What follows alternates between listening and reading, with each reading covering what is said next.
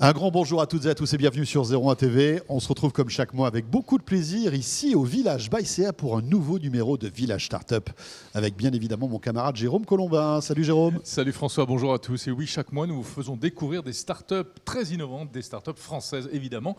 Cette semaine, François, payer au restaurant sans demander l'addition grâce au QR code. On va en parler avec notre invité dans un instant. Ah, je croyais que toi tu partais sans payer l'addition, j'ai eu peur. C'est pas mon genre. Non, on va c'est parler vrai. également de chatbots médicaux pour accompagner les patients et d'intelligence artificielle au service de la performance sportive.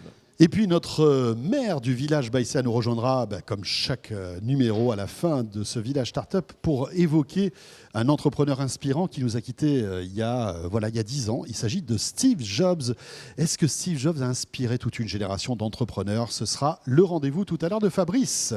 Bienvenue dans Village Startup, c'est parti.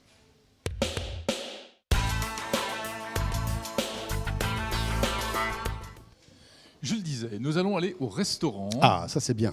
Et peut-être le restaurant du futur. Alors c'est déjà un petit peu le restaurant du présent. On a pris l'habitude, François, de ne plus manipuler des cartes papier, mais de scanner un QR code pour accéder au menu.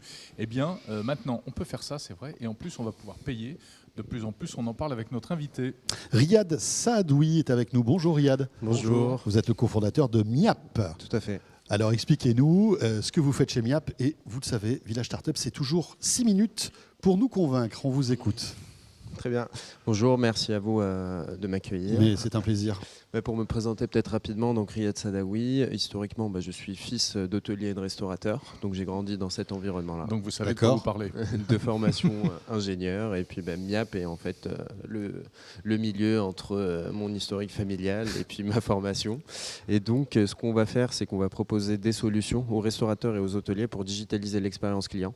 Aujourd'hui, on a une problématique principale qui est on a une pénurie de 110 000 serveurs pour pouvoir assurer le service. Et donc l'idée, c'est de pouvoir apporter des solutions pour accompagner les serveurs qui travaillent pour leur faciliter la tâche au quotidien. Et donc on va le faire à travers différentes solutions, le menu digital, la commande, le paiement. Voilà, donc on l'a dit, le menu, c'est quelque chose à laquelle on s'est habitué avec la pandémie. Tout à fait. Le paiement, beaucoup moins en France quand même.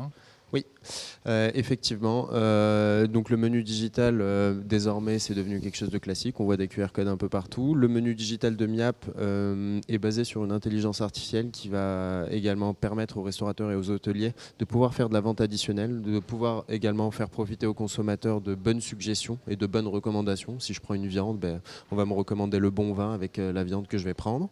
Et ensuite, sur le paiement, effectivement, ça ne s'est pas démocratisé, mais aujourd'hui, on est plusieurs acteurs à travailler sur ce sujet-là pour démocratiser en fait le paiement en un clic, parce que c'est vrai que c'est désagréable de devoir faire la queue pour payer, alors que là désormais on peut en scannant un QR code payer son addition. Ouais, ça c'est pratique, mais alors ce qui est intéressant aussi, c'est qu'on peut commander via votre appli, c'est-à-dire que finalement je ne vois qu'un serveur lorsqu'il va quand il va m'apporter les plats, si j'ai bien compris.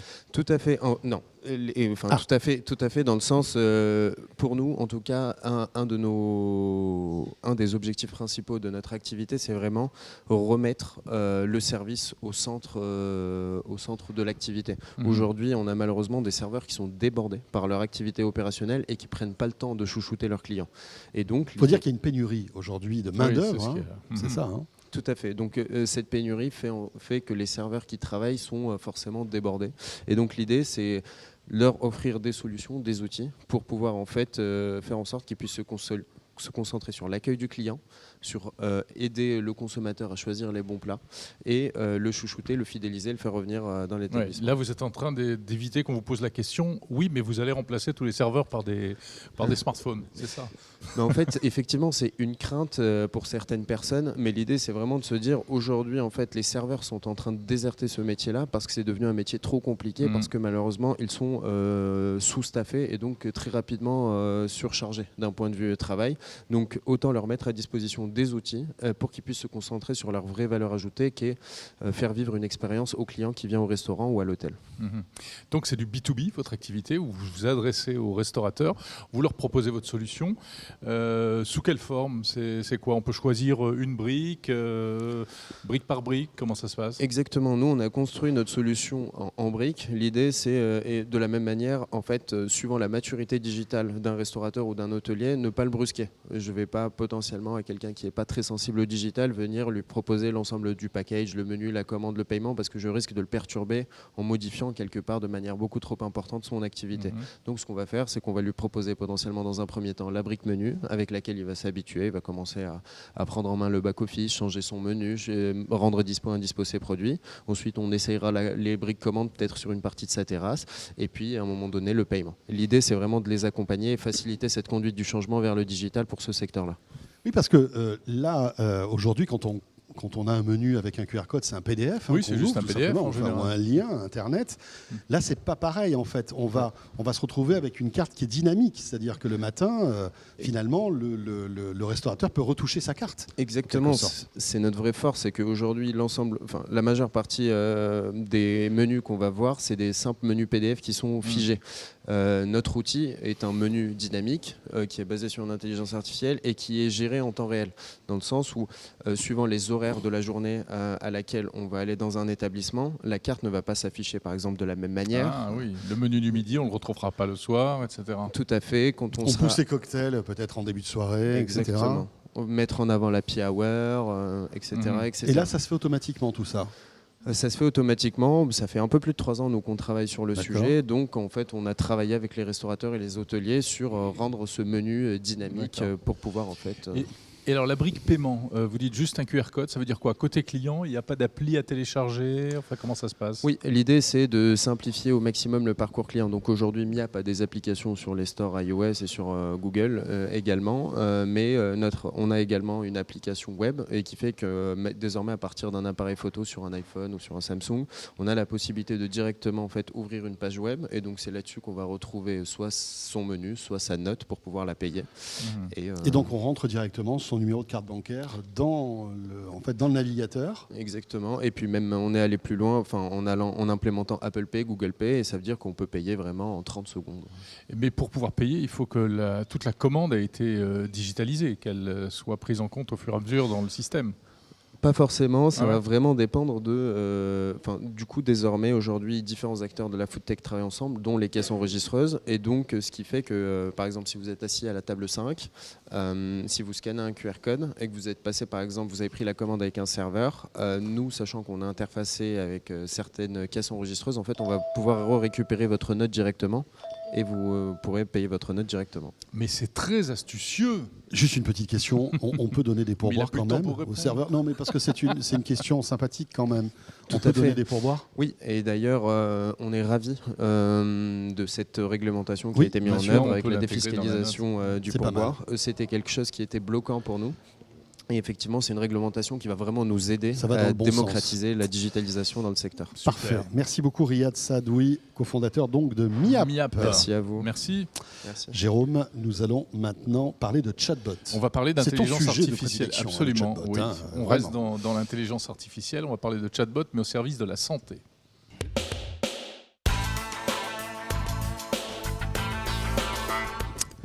Et on les fréquente de plus en plus, ces chatbots. Il y en a beaucoup aujourd'hui, notamment sur les services web, qui nous permettent d'avoir une expérience client. D'ailleurs, je me demande si tu n'es pas un chatbot. Mais écoute, parfois je me pose aussi la question, je me le demande. Vu les réponses que tu me fais.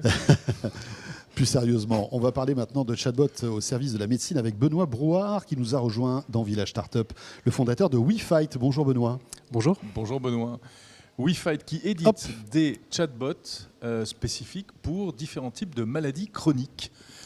Racontez-nous ça. Exactement. Donc en fait, on s'appelle WeFight et on a développé Vic, qui est aujourd'hui en fait un écosystème de solutions. Donc on a Vic, qui est un chatbot qui va répondre à toutes les questions que les patients peuvent se poser par rapport à leur maladie. Et on va aussi avoir DataVic, qui est un dashboard en fait qui permet de faire de la data visualisation et de en fait comprendre le parcours de soins du patient, identifier les pain points dans le parcours de soins du patient. Et là, plus récemment, on a lancé MedVic, qui est une interface de télésuivi de patients au travers de Vic. Alors, c'est quel type de maladie? Alors, en fait, on fait maladie chronique et cancer. Pourquoi? Parce qu'il y a un besoin en fait, d'accompagner le patient au long cours. Et donc, en fait, on va décliner Vic par maladie. Aujourd'hui, on a l'asthme, la migraine, la dermatite atopique, le cancer du sein, le cancer de l'ovaire. Voilà, on essaye de se déployer au plus sur différentes pathologies. D'accord. Est-ce que, alors, question un petit peu pour la gratter, est-ce que la médecine n'est pas un sujet trop sérieux pour la confier à des chatbots ?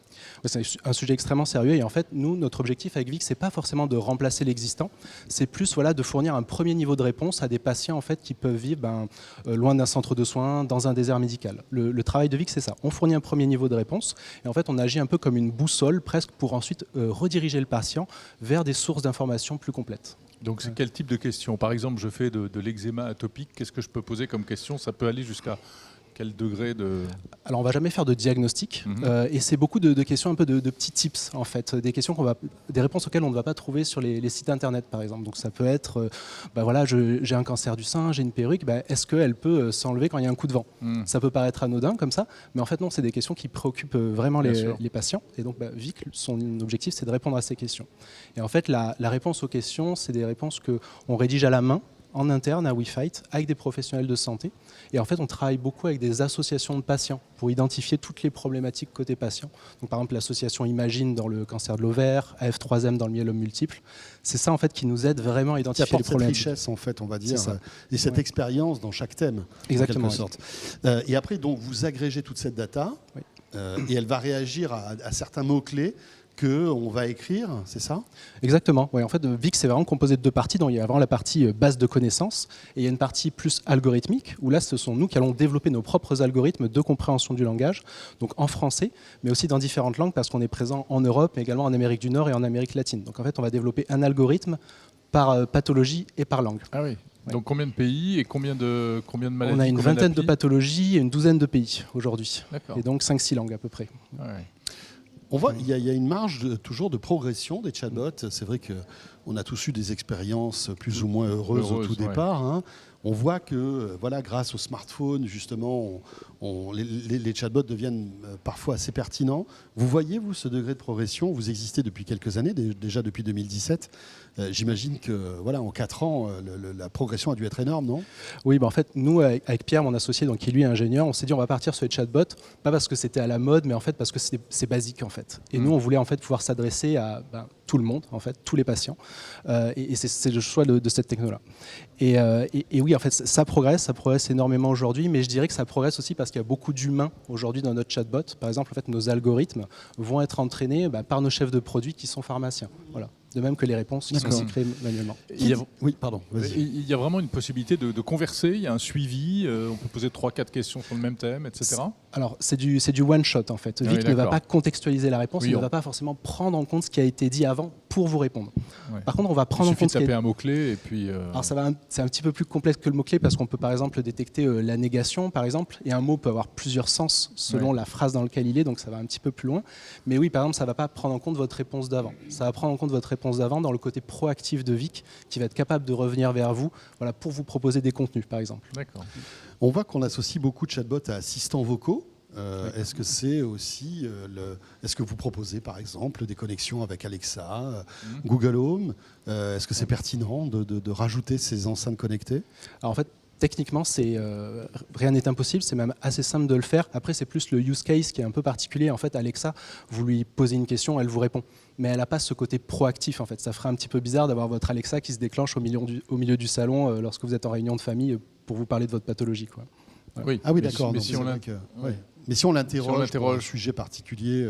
Alors oui, ça serait faisable, mais en fait, nous, le gros travail, il ne serait pas tant côté technique, il serait plus côté réponse. Parce que si Alexa ou Siri lisent les réponses de Vic, ça va être assez pénible pour l'utilisateur, donc il y a un vrai travail de remaniement du contenu. Et alors, moi je suis patient, comment je rentre en contact avec vous ? C'est par le smartphone, c'est une appli, c'est par le navigateur, comment ça marche ? Navigateur, smartphone, appli, c'est une application gratuite. Il suffit de taper Vic asthme, Vic migraine, Vic cancer du sein sur l'App Store ou le Play Store et vous allez pouvoir télécharger l'application. Quel est votre modèle économique ? Oui, donc en fait, on va travailler avec l'industrie pharmaceutique. En fait, nous, notre rôle avec Vic, c'est de participer à l'empowerment des patients, les sensibiliser par rapport à leur maladie, les sensibiliser potentiellement sur le fait qu'ils sont mal contrôlés par rapport à leur maladie. Et donc, les inciter à aller voir un praticien s'ils sont mal contrôlés pour bénéficier du bon traitement. Mais en fait, on ne va pas faire de pub pour un traitement et jamais on va dire à un patient, voilà, tu as telle pathologie. Non, on sensibilise à la maladie uniquement. Très bien. Écoutez, très intéressant. Ça s'appelle WeFight. Alors, on nous souhaite de ne pas pas vous servir évidemment de votre solution, mais en tout cas, elle a le mérite d'exister. Vous avez combien aujourd'hui de personnes qui l'utilisent ? Alors, on a à peu près 350 000 personnes qui utilisent, donc à la fois des patients, mais aussi des proches, un peu partout dans le monde. D'accord. Voilà. Merci beaucoup, Benoît Brouard. Merci à vous. VIK. Et vous êtes le fondateur donc de WeFight. Merci. Jérôme, Merci. On va rester dans l'IA maintenant, avec un tout autre domaine. On parle beaucoup d'IA aujourd'hui. Oui. On va parler de sport et d'IA dans un instant avec notre prochaine start-up.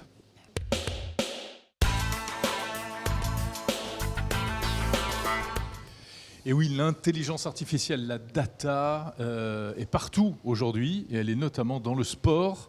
Elle peut permettre d'améliorer les performances sportives. On en parle avec notre invité. Jérôme, évidemment, c'est un sujet qui te préoccupe au quotidien. Tout à fait. Puisque, je suis sportif de haut niveau. Chaque heure, tu es là pour optimiser tes performances sportives. Spécialité côte de bœuf. Et Samuel Soucy nous a rejoint sur le plateau de Village Startup. Bonjour Samuel. Bonjour. Vous êtes le cofondateur de Greg. Greg avec AI comme Artificial Intelligence. Bravo. Exactement. Allez, on y va. 6 minutes pour que vous puissiez nous présenter Greg. À qui s'adresse donc cette solution d'intelligence artificielle ? Et donc Greg s'adresse aux coachs des sportifs professionnels pour leur permettre d'adapter et d'optimiser l'entraînement physique de leurs sportifs professionnels et athlètes de haut niveau par l'exploitation véritable des données, de toutes les données que les sportifs professionnels récoltent, notamment via leurs wearables, donc les capteurs qu'ils portent au cours de leur entraînement physique, mais aussi des questionnaires psychologiques et qui permettent de connaître leur ressenti après leur entraînement physique. Et toutes ces données-là, on va les agréger dans une plateforme qui va nous permettre ensuite d'entraîner des modèles d'intelligence artificielle pour véritablement exploiter les données et plus simplement les visualiser comme c'est le cas aujourd'hui. D'accord. Ça concerne quel type de sport ? Tout type de sport. Aujourd'hui, on se concentre beaucoup plus sur les sports d'endurance, puisque c'est là où les données sont les plus sont présentes en plus grande quantité et en qualité. Mais à terme, l'idée, c'est de toucher vraiment tous les sports. Mais alors, racontez-nous un petit peu ce que vous imaginez, parce que, alors voilà, optimiser un sportif de haut niveau, on peut comprendre, mais comment, avec votre intelligence artificielle et toute la data qu'on récupère, on peut optimiser concrètement ? Est-ce que vous auriez un exemple à nous donner ? Bien sûr. Par exemple, je pense par exemple dans le ski de fond. On a dans les 3 semaines ou 4 semaines qui précèdent une échéance sportive, il y a ce qu'on appelle la période d'affûtage qui est présente aussi dans d'autres sports. Et avec Greg, en fait, on va permettre au coach d'offrir l'entraînement le plus adapté pour que le sportif soit dans la meilleure condition physique possible le jour de l'entraînement, c'est-à-dire s'entraîner, mais pas non plus trop pour préserver son bien sûr. Force, enfin, ça ne soit pas trop fatigué, tout Exactement. simplement. Ouais. Donc l'idée, c'est d'offrir l'entraînement le plus adapté pour optimiser cela, puisqu'aujourd'hui, en fait, les coachs se basent uniquement sur leur intuition, ce qui est certes inestimable, qui n'est pas reproductible par une intelligence artificielle, mais l'idée, c'est de leur donner les clés et les outils pour optimiser cela, et donc permettre d'offrir l'entraînement le plus adapté. Et dans ce cas-là, c'est quel type de données, par exemple, pour du ski de fond ? On a, par exemple, les données de variabilité cardiaque.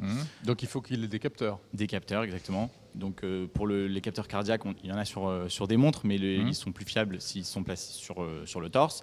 Il y a également des données de vitesse, de toutes sortes de données.